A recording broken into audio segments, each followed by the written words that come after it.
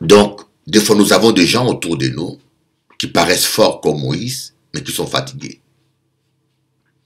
Faites attention, soyez sensibles à vos proches, avec vos proches.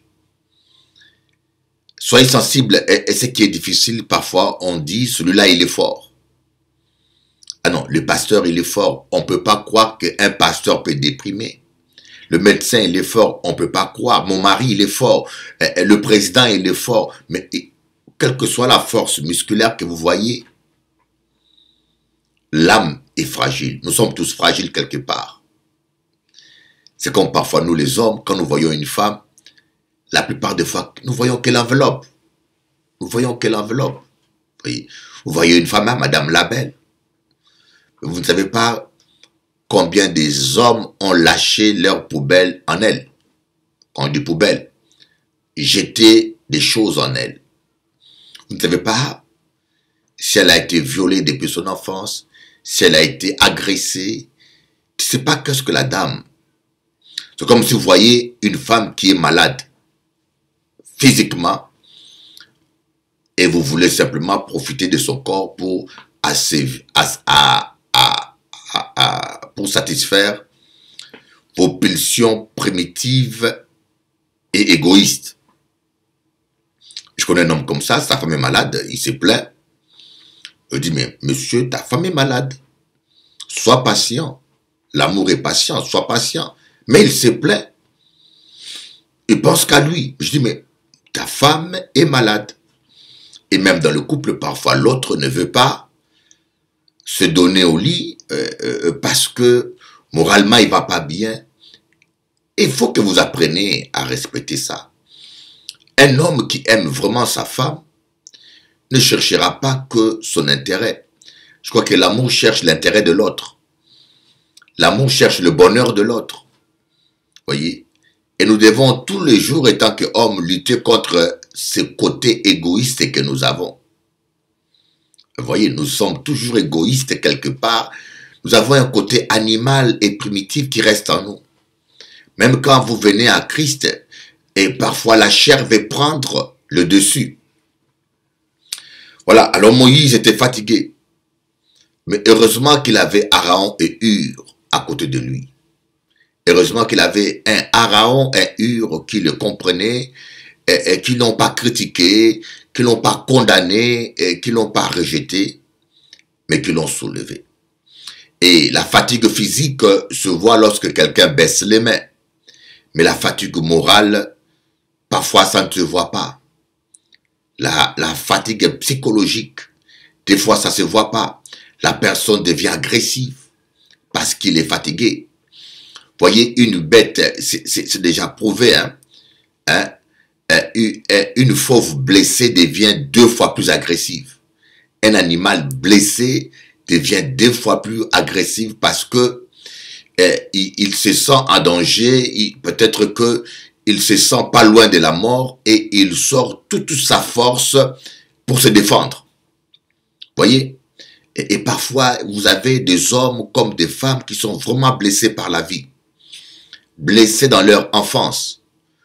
Blessés même dans leur famille. Blessés par, surtout des femmes, blessés par tous les hommes qui sont passés dans sa rue. Et ce genre de femmes, des fois, deviennent sauvages, agressives. Agressives envers leurs parents, agressives envers leurs pasteurs, agressives envers leurs enfants. Vous voyez, même des hommes aussi, des hommes qui ont été abusés, parce que des fois nous parlons de femmes, mais nous avons aussi des hommes qui ont été abusés d'une manière ou d'une autre, et qui finissent par devenir agressifs. Et parfois, cela n'est pas toujours compris, parce que nous ne faisons pas l'effort de comprendre l'autre. Cela n'est pas toujours compris. Pourquoi telle personne est sauvage? Pourquoi telle personne est autant agressive? Pourquoi telle personne monte autant des temps? Et des fois, certaines personnes, elles sont sauvages pour se protéger. C'est comme la carapace d'une tortue. Certains hommes ou une femme sont agressifs, mais parce qu'elles veulent cacher une fragilité derrière.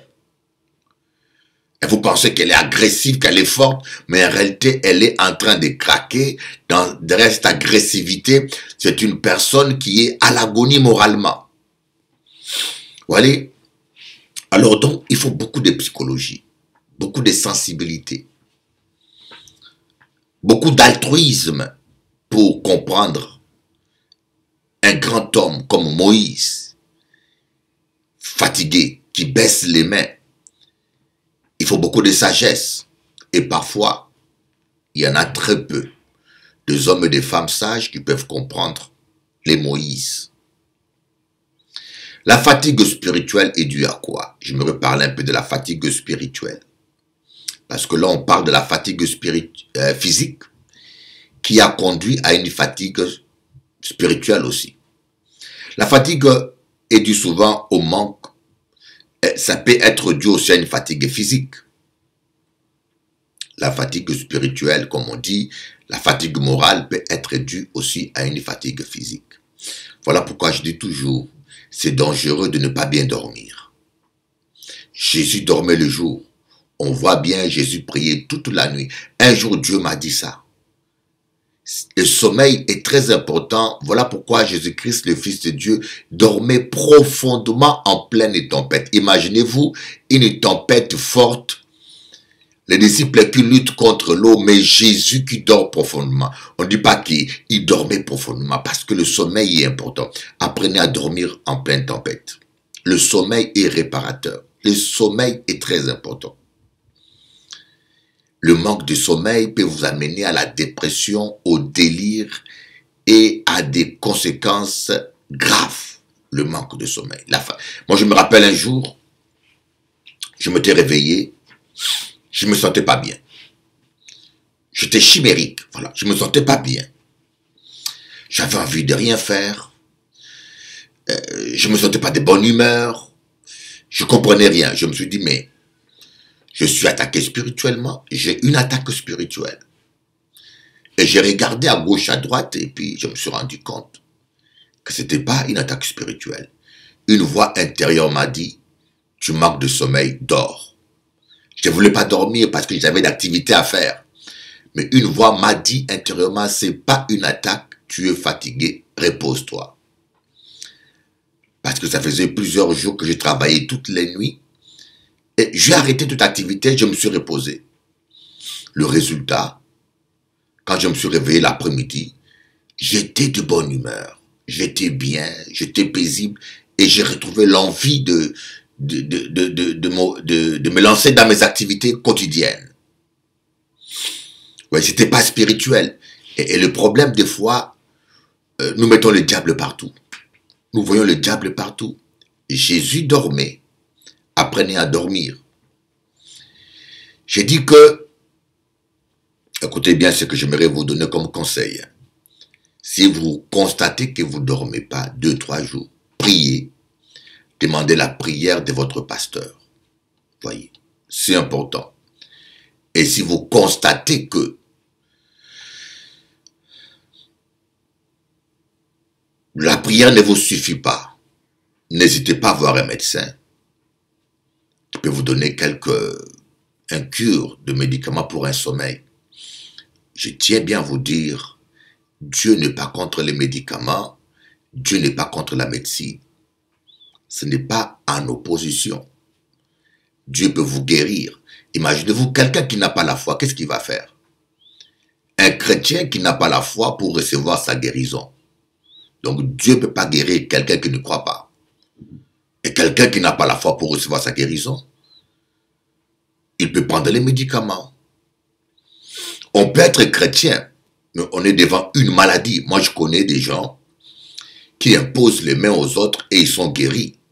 Mais quand eux-mêmes sont malades, ils manquent de foi. À ces gens-là, je leur conseille, prends les médicaments. C'est pour cela même l'apôtre Paul a dit à Timothée, prends un peu du vin à cause de ton estomac. En passant, si il va comprendre, nous avons des pasteurs parfois qui sont bornés, moi je ne dis même pas bornés, mais qui sont dangereux. Nous avons des pasteurs qui sont dangereux et qui disent aux chrétiens, ne prends pas tes médicaments, qui disent aux gens, mettez les médicaments dans la poubelle. Je connais un homme qui avait la tension, l'hypertension. Son pasteur lui a dit, mets tes médicaments à la poubelle. Mais c'est dangereux. C'est un homme qui est dangereux. C'est un danger public qui doit être mis à l'écart de nuire à la société. Moi, je ne peux pas dire à quelqu'un de mettre ses médicaments à la poubelle. Dieu peut lui dire à quelqu'un. Moi, j'ai prié pour un monsieur, Hildebert. Je me permets de citer son nom. Ce monsieur, il avait eu, comment on appelle ça, un œil touché, il avait eu un infarctus, il avait des problèmes cardiaques graves et il avait des médicaments à prendre à vie. Je dis bien des médicaments à prendre à vie. Il devait avoir 65 ans. En ces temps-là, je priais pour elle, Dieu l'a guéri. Le monsieur, il est allé, il prenait toujours ses médicaments. Moi, je prie pour les gens et je les laisse marcher d'après leurs convictions. Parce qu'on n'est pas de Dieu. Comment je peux savoir qu'une personne croit ou croit pas pour recevoir la guérison? Dieu seul peut révéler ça. Si Dieu me révèle qu'une personne est guérie, si Dieu me le révèle d'une manière indiscutable, là je peux dire à quelqu'un, tu es guéri, par sagesse, va voir le médecin, qu'il fasse le constat, et puis après, tu laisses tes médicaments. Mais va d'abord voir le médecin. C'est la raison pour laquelle Jésus a dit aux 10 lépreux, allez voir le sacrificateur. Le sacrificateur jouait un peu un rôle médical. Parce que lorsque un lépreux quittait avec la lèpre, il sortait de la ville. Et lorsqu'on constatait une guérison, avant que le lépreux réintègre la société, la ville, il fallait que le sacrificateur l'examine. C'était un acte médical. Donc lorsque Jésus a dit aux 10 lépreux, allez voir le sacrificateur, c'était pour constater sa guérison. Regardez Paul. Il a le mouchoir même que Paul touchait guérissait les malades. Mais Timothée était malade et Paul ne l'a pas guéri. Est-ce que vous ne vous êtes pas posé la question? Ce qui manque dans certaines de nos églises évangéliques ou pentecôtistes, c'est l'équilibre. Ce n'est pas nous qui guérissons, c'est Jésus qui guérit. Et Jésus guérit dépendamment de la foi des gens. Même Jésus-Christ lui-même, le Fils de Dieu, n'a pas pu faire aucun miracle. Lisez la Bible. Dans Marc, dans son propre village, il n'a pas pu faire aucun miracle à cause de l'incrédulité des gens. Donc, lorsque nous, les hommes de Dieu, nous prions pour quelqu'un, j'ai dit bien, c'est pas nous qui guérissons, c'est Jésus qui guérit. Cela dépend de la foi de la personne. Si vous recevez une révélation indiscutable, vous êtes sûr, la personne, vous lui dites d'aller voir le médecin pour faire constat de la guérison, et puis le médecin lui-même lui dira d'arrêter ou pas. Et ce fameux frère Hildebert, il est parti voir le médecin. Le médecin lui a dit, mais messieurs, vous êtes guéris, laissez vos médicaments, ça ne vaut pas la peine. Le médecin lui a dit ça. Il est rentré chez lui. Il avait 60 ans, maintenant il n'a pas loin de 80 ans. Il vit bien, sans aucun problème. Voilà donc ce que je voulais vous dire. Vous expliquer que nous devons, lorsque vous manquez de sommeil, 2 jours, vous ne dormez pas vraiment. Je vous conseille, moi, votre pasteur, si vous me suivez souvent, allez voir un médecin pour qu'il vous fasse un cure de sommeil, parce que le sommeil est vital. Donc, j'aimerais vous dire que des fois, nous sommes fatigués moralement et spirituellement, parce que la fatigue est aussi physique. Apprenez à vous reposer. Apprenez à vous reposer. Et si vous avez un problème d'insomnie, Dieu peut vous guérir. Et si vous manquez la foi, ou vous sentez que vous n'avez pas suffisamment de foi pour recevoir cette guérison, priez Dieu, orientez-vous vers un médecin, et Dieu n'est pas contre la médecine. Amen. Ayons les pieds sur terre. Alors, la fatigue morale et spirituelle aussi peut être due au manque de pardon. Parce que le fait que vous ne pardonnez pas à quelqu'un, la Bible dit que Dieu non plus ne pardonnera pas tes péchés. Parfois, nous ne pardonnons pas aux autres. Et Dieu non plus ne nous pardonne pas. Donc la fatigue physique, moral, parfois est dû au manque de pardon. Et le manque de pardon, écoutez-moi bien, c'est comme un poison qui est en vous. L'amertume, la rancune, les ressentiments, croyez-moi, c'est nuisible pour votre âme et c'est nuisible pour vous. Voilà pourquoi nous avons besoin de restauration. Et bien sûr, il y a des choses que nous avons vécues dans notre enfance qui sont dures à pardonner. Il y a des trahisons qui sont difficiles. Oui. Il y a des gens qui nous font du mal parfois. Mais le monde est comme ça. Le monde est comme ça. Il ne faut pas que votre destinée dépende des autres. Il faut que votre destinée dépende de vous-même. La fatigue spirituelle peut être due aussi à la routine. Vous faites toujours la même chose. Par exemple, moi, je sors très peu.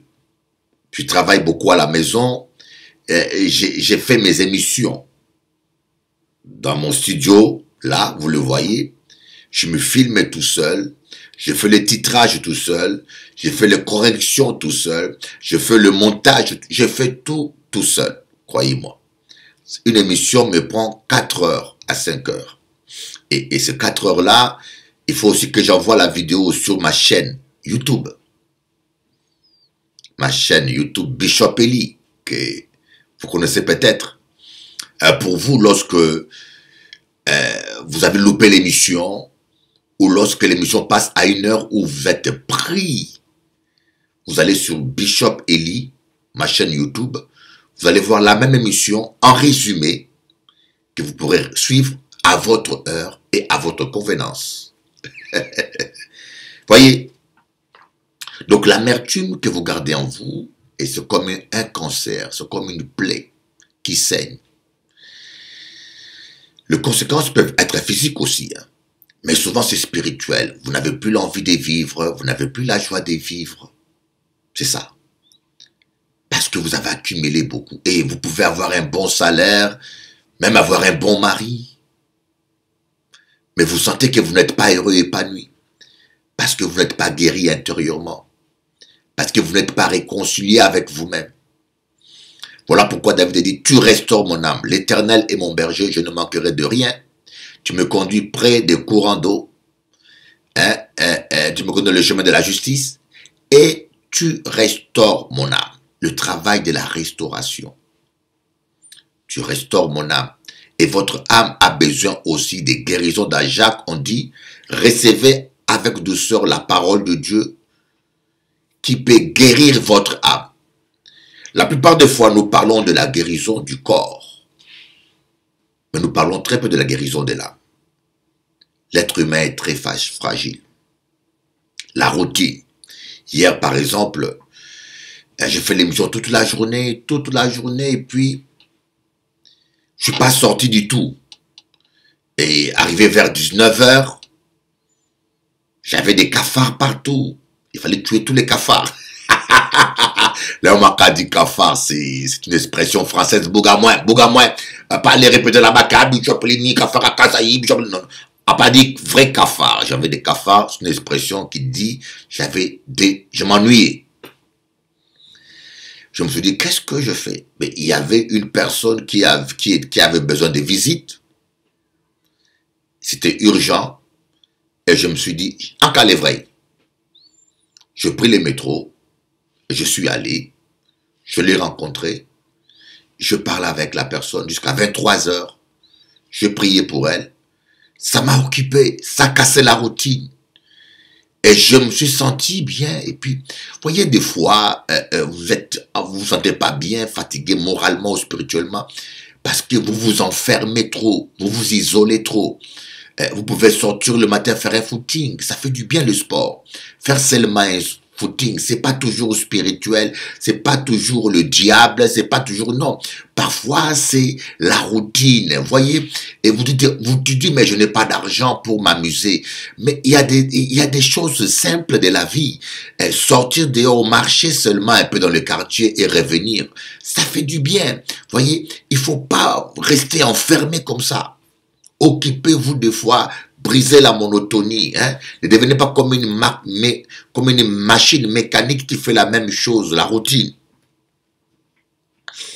La fatigue aussi peut être due à des déceptions. À des déceptions.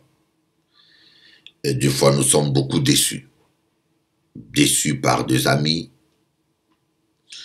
déçus par des hommes, déçus même par des pasteurs. Il y a des pasteurs qui vous déçoivent. Faites attention, tous les gens qui s'appellent pasteurs ne sont pas toujours pasteurs.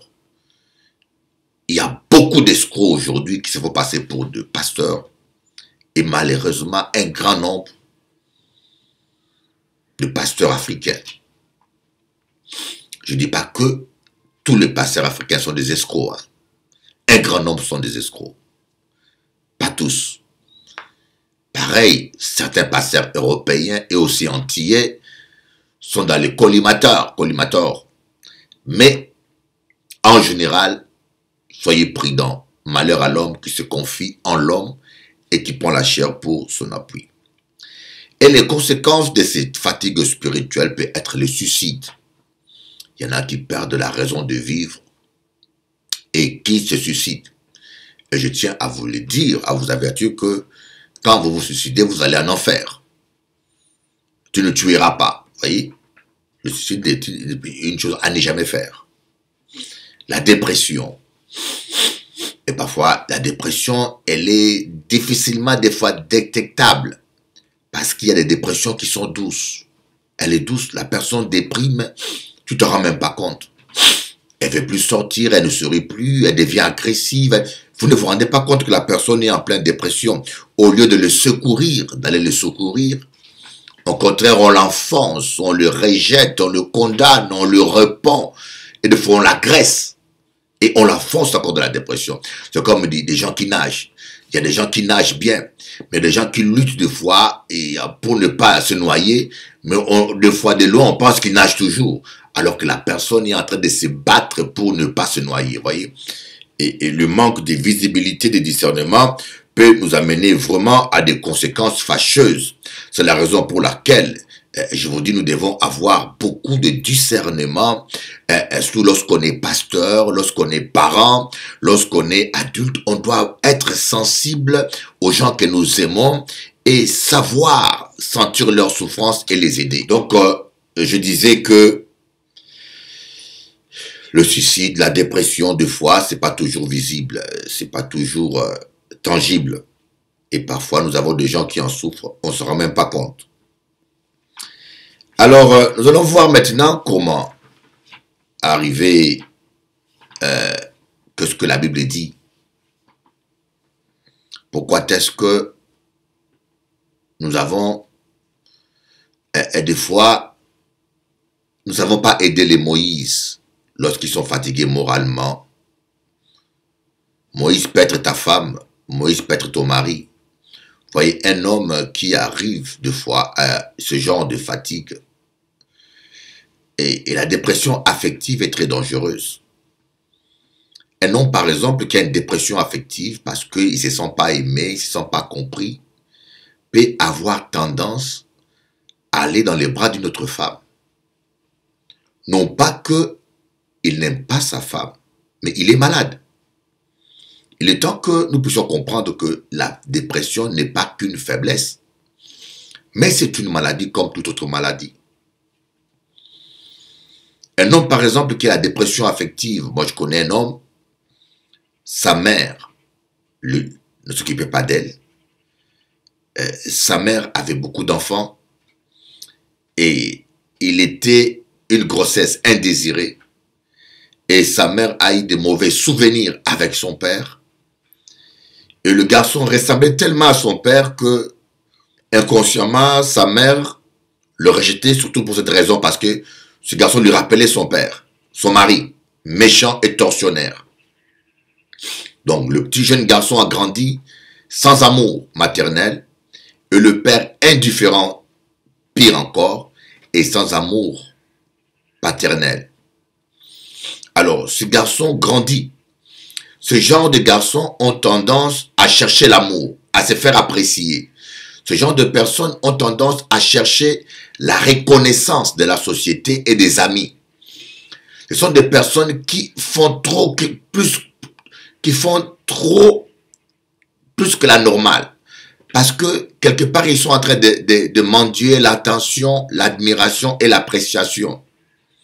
Ils sont parfois des personnes qui sont très serviables, très gentilles, mais à l'excessive. La gentillesse est une bonne chose. Être généreux et serviable, c'est une qualité. Mais quand cela devient excessif, c'est un signe d'un mal-être. Donc, ce sont des gens qui sont à la quête. Vous savez, je peux aider quelqu'un parce que je veux le faire du bien. Vous voyez la différence? Je peux rendre service à quelqu'un parce que je veux le soulager, parce que je veux le faire du bien. Mais la personne qui est dans la dépression affective, lui, il va faire du bien à quelqu'un, lui rendre service, afin d'être accepté, afin d'être aimé au retour, ou afin d'être reconnu. Vous voyez la différence des nuances. Et ce genre de personnes, parfois, lorsqu'ils sont mariés, ils deviennent ou trop possessifs. Ou parfois, ils deviennent infidèles. Lorsqu'ils ne reçoivent pas l'amour, parce que des fois, ils en demandent trop qu'on peut leur donner. Ils en demandent trop. Et lorsqu'ils en demandent trop et qu'ils ne l'ont pas, ils commencent à papillonner à gauche, à droite. Vous voyez, c'est seulement une femme ou un homme sensible qui peut discerner cet état d'esprit et puis qui peut comprendre que mon mari n'a pas seulement besoin de l'affection et de l'amour, mais mon mari a besoin d'une guérison intérieure. Vous voyez, de tels hommes, vous pouvez l'aimer, vous allez vous fatiguer. Le vide n'est pas seulement, il est affectif, mais il y a un mal-être profond depuis son enfance. Il faut que l'Éternel restaure son âme. Les psychologues, les psychiatres essayent, mais il n'y a pas mieux que le Saint-Esprit qui va aller dans les profondeurs. La Bible dit bien que le cœur de l'homme est tortueux par-dessus tout. Le cœur de l'homme est tortueux par-dessus tout. Voyez, donc comment est-ce que nous pouvons devenir des Araon ou de Hur? Voilà le but même de cet enseignement, c'est essayer de vous faire comprendre. Nous devons réagir comme Araon et Hur. Plusieurs fois, nous faisons le travail contraire. Vous critiquez, vous condamnez, nous rejetons et parfois nous achevons nos blessés. Si Moïse est fatigué, je dis toujours, la critique, c'est le travail des incapables, des insensés. Parce que le temps que vous passez à critiquer, vous aurez pu l'investir à faire quelque chose vous-même. C'est trop facile de ne rien faire, de ne rien oser et de passer son temps à critiquer ceux qui osent. Je n'ai parlé dernièrement, et j'en parle encore aujourd'hui, la critique n'est pas une bonne chose. Passer son temps à critiquer les gens, pour avoir autant du temps à observer l'autre, pour le critiquer, cela veut dire simplement que vous n'avez rien à faire vous-même. En général, ceux qui passent le temps à critiquer les autres ne font rien de bon eux-mêmes. En général, c'est à vous de décider si vous voulez être de ceux qui critiquent ou de ceux qui font quelque chose, qui construisent et qui aident. Mais comment est-ce qu'on peut arriver à avoir la stature de Araon et Hur? La Bible dit, aime ton prochain comme toi-même. Vous voyez, aime ton prochain comme toi-même. C'est-à-dire qu'on peut aimer son prochain quand on se voit soi-même au travers de son prochain. Et je me rappelle un jour, il y avait un élève qui avait blessé mon fils à l'école primaire. Là, j'habitais encore à Bémao. Il y avait un élève qui a formé une forme de flèche avec son stylo pendant que les enfants étaient dans les rangs. il a tiré la flèche, ça a touché mon fils au dos, ça l'a blessé. Et on m'a appelé, et j'ai vu ça à mon retour. Et je me suis énervé. Vous savez, j'aime beaucoup mes enfants. Et c'était comme si on m'avait lancé une flèche.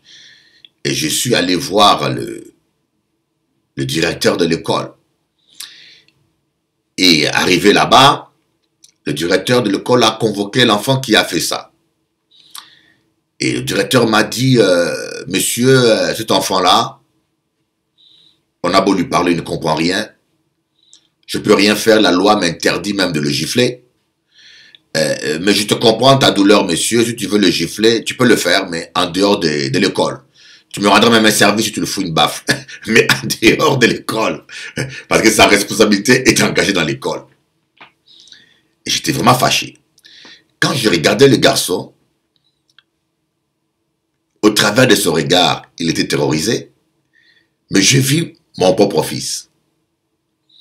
Quand je regardais le garçon, j'étais tellement énervé. Mais au travers de son regard, j'ai vu mon propre fils parce que la même bêtise, mon fils aussi aurait pu le faire à quelqu'un d'autre. Automatiquement, ça m'a calmé. J'ai dit, ce n'est qu'un enfant. Et je lui ai parlé avec amour. Je dis, écoutez, tu arrêtes tes bêtises, d'accord? Et puis je suis parti.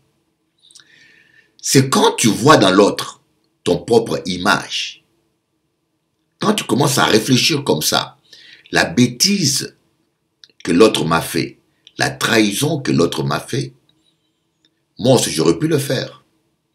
Ou peut-être que je le fais à quelqu'un d'autre. Peut-être que j'ai fait pire. Et sûrement tu as fait pire parce que c'est nous qui avons crucifié Jésus à cause de nos péchés. Nous avons trahi Dieu en vivant comme des pécheurs. Nous avons tous fait du mal quelque part. Comme dit la Bible, tous ont péché et sont privés de la gloire de Dieu. Nous sommes justifiés gracieusement par le sang de Jésus, purifiés. Amen. Quand tu commences à raisonner comme ça, tu vas commencer à comprendre l'autre. Pour pouvoir pardonner, il faut comprendre. Écoutez-moi bien, vous ne pourrez pas pardonner sincèrement aux gens si vous ne les comprenez pas. Voilà pourquoi, le jour où vous allez commencer à comprendre l'autre, le jour où vous allez vous comprendre vous-même, comme on dit, connais-toi toi-même. Quand tu vas connaître qui tu es réellement, quand tu vas comprendre que sans le Saint-Esprit, tu es un animal. L'homme sans, d'ailleurs l'apôtre Paul parle et traite l'homme qui n'a pas l'esprit de Dieu de l'homme animal. Sans le Saint-Esprit, nous sommes vraiment des animaux. Et nous sommes dangereux. Quand vous voyez, il y a des hommes qui couchent avec leurs filles. Ils n'ont pas le Saint-Esprit. C'est un homme animal. Comment un homme peut coucher avec sa propre fille? Quand vous avez des cousins qui abusent, je vous dis des choses qui se passent aujourd'hui. Oh, je pleure pour les filles. Les filles. Surtout les cousins dans les familles, l'inceste. Mes frères des Antilles, je vous dis, l'inceste est trop répandu aux Antilles. Je parle avec des chrétiens. C'est triste. La femme antillaise est une femme maltraitée. La femme antillaise est une femme violée dans son enfance, est une femme écrasée, c'est une femme abusée. Mais c'est une femme extraordinaire. Je vous dis, c'est une femme extraordinaire. C'est une maman courageuse. Je vous dis, je ne connais pas une femme aussi courageuse que les Antillaises. Ce n'est pas une flatterie. C'est pas une flatterie, parce que des choses que ces femmes-là ont vécues, certaines femmes européennes seront en psychiatrie, en dépression. Je vous dis, certaines femmes auraient déjà craqué. Même les femmes africaines ne pourront pas tenir devant ça. La femme antillaise, moi, je l'admire. C'est une femme d'un courage, d'une force exceptionnelle. C'est le miracle de Dieu. C'est grâce à cette femme-là que la Guadeloupe, que la créophonie. Pardonnez-moi, je rigole, mais c'est un sujet sensible. Donc, j'admire la femme antillaise. Elle a du courage. Elle a du courage. Que Dieu bénisse les femmes antillaises. Nous devons prier pour les femmes antillaises et demander pardon pour les hommes antillais. Nous, les hommes antillais, nous devons demander pardon. On a fait trop du mal à nos sœurs. Les cousins qui abusent de la cousine, l'oncle qui abuse de la cousine, enfant, on abuse. Mais c'est quoi ça? Parce que l'homme sans l'esprit de Dieu, c'est un animal. Lorsque tu vas comprendre ça, tu pourras pardonner. Il n'a réagi comme un animal. Même moi qui vous parle là, je ne suis pas mieux placé pour condamner quelqu'un. Si je n'avais pas le Saint-Esprit, peut-être j'aurais fait les mêmes viols. Si je n'avais pas le Saint-Esprit, peut-être j'aurais fait le même chose. Vous voyez, on n'est pas mieux que les autres. C'est pour cela, moi, je ne juge pas. Je ne juge pas les autres. Mais je dis, il faut que ça cesse. Pour pardonner, il faut comprendre le fonctionnement de l'homme. Aime ton prochain comme toi-même. Moi, je connais, par exemple, une femme qui n'a jamais eu l'affection paternelle. Elle ne connaît pas ça. La jeune fille a grandi comme ça, sans affection paternelle. Et dans sa jeunesse, elle a rencontré quelques jeunes hommes de son âge qui l'ont abusé, qui l'ont déçu. Et en fin de compte, cette jeune femme, à 28 ans, elle a rencontré un homme qui a l'âge de son père. On dit bien que l'amour n'a pas d'âge. Je crois à cela, quand c'est de l'amour. On dit bien que l'amour n'a pas d'âge. Je crois à cela quand c'est vraiment de l'amour. L'amour n'a pas de couleur, comme le chant que j'ai écrit.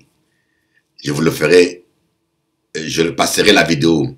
Toutou chéri, danse avec moi. Padam pam, padam, padam pam. Je vous ferai écouter ça. L'amour n'a pas d'âge, l'amour n'a pas de couleur, c'est vrai. Mais quand c'est vraiment l'amour, quand c'est pas l'amour, la différence des cultures, je connais beaucoup de mariages congolo-antillaises qui finissent à 80% par le divorce. Les mariages extraculturels finissent beaucoup par le divorce parce que on ne parle pas tous le même langage, on ne se comprenne pas tous. Mais quand il y a vraiment l'amour, le véritable amour transcende la différence des cultures. Par exemple, lorsqu'une Antillaise se marie avec un Africain, elle sache que tu te maries avec toute la famille. Parce qu'en Afrique, la notion de famille est une notion élargie. Voyez comment je veux dire. Le monsieur ne sera pas heureux tant que son cousin n'a pas de travail, tant que sa tati n'a pas mangé. Donc, quelque part, vous avez moralement la charge de toute sa famille qui est en Afrique. Ce n'est pas toujours le cas, hein, mais je vous parle de la globalité. Et donc, les différences culturelles, tout ça, ça joue. Les différences d'âge aussi, hein, ça joue. Mais quant à dire que l'âge est un obstacle, c'est pas biblique. Parce que nous voyons Ruth et Boaz. Ruth se marie avec Boaz. Boaz appelait Ruth sa fille. Donc, Ruth pouvait être la fille de Boaz. D'ailleurs, Boaz l'appelle ma fille. C'était pas dans un sens figuré. C'était littéralement comme sa fille. Mais ils se sont mariés. Et c'est l'un des couples de qui rien de négatif n'a été signalé dans la Bible. C'est pour cela que je l'appelle le couple parfait. Parce que rien de mauvais n'a été dit de ce mariage. Mais c'est pour vous dire que deux fois, cette jeune fille se marie avec un homme d'un certain âge qui pouvait avoir l'âge de son père. Mais je vous dis que elle m'a dit jamais elle a été aussi heureuse. Elle m'a dit elle s'en fout de l'âge, elle s'en fout des regards des autres, mais elle sait qu'elle est heureuse. Vous comprenez?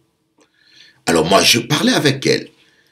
Mais c'est psychologique aussi parce que au travers de son mari, elle a retrouvé l'affection paternelle qu'elle n'a jamais eue. Au travers de son mari, elle a retrouvé aussi l'amour de l'homme qu'elle n'a pas eu. Au travers de son mari, elle a retrouvé la sécurité. Au travers de son mari, elle a retrouvé la sagesse que le jeune de son âge n'avait pas. Et elle s'est sentie protégée parce qu'elle a fui la trahison. Vous savez, j'ai beaucoup parlé avec cette sœur et elle s'est confiée à moi. Elle m'a dit, je suis heureuse. Tant pis pour les gens, tant pis, mais moi, je suis heureuse. C'est comme aussi certains jeunes hommes qui se marient avec des femmes 20 ans plus âgées qu'eux. C'est comme Macron, par exemple. Macron se marie avec une femme qui est plus âgée que lui. Et moi, je n'accepte pas que vous puissiez vous moquer de lui. Je trouve ça courageux, je trouve ça fidèle qu'un homme, président de la République, soit resté fidèle à sa femme. Mais quand vous étudiez la vie de Macron, je ne sais pas s'il a eu l'affection maternelle, je ne sais pas, mais vous allez trouver une explication. Quelque chose l'a attaché à cette femme. Il a retrouvé une maman, il a trouvé une amie, il a retrouvé quelque chose qui l'a plu et il est resté. Et cela a permis à l'amour de se développer. Et je ne dis pas que il ne faut pas que ça reste au stade de remplacement. C'est-à-dire que tu ne vas pas vivre avec une femme toute ta vie en te disant que je retrouve une mère. Non, ça doit être ta femme. Mais au départ, il y a ce sentiment-là de retrouver une mère, une protection, une affection qu'on n'a pas eu avec sa mère. Et puis, derrière cette recherche affective, il y a l'amour qui va commencer à se développer, et cet amour sera protégé toujours par ses sentiments maternels, et cet amour va se développer au point où il deviendra tellement grand que lorsque même la femme sera vraiment fatiguée, plus âgée de loin, mais vous l'aimerez toujours. Vous voyez, le vrai amour existe. Voyez que je vous dis que nous les hommes, nous avons des comportements des fois. Quelqu'un peut avoir vécu quelque chose de grave à l'âge de 15 ans.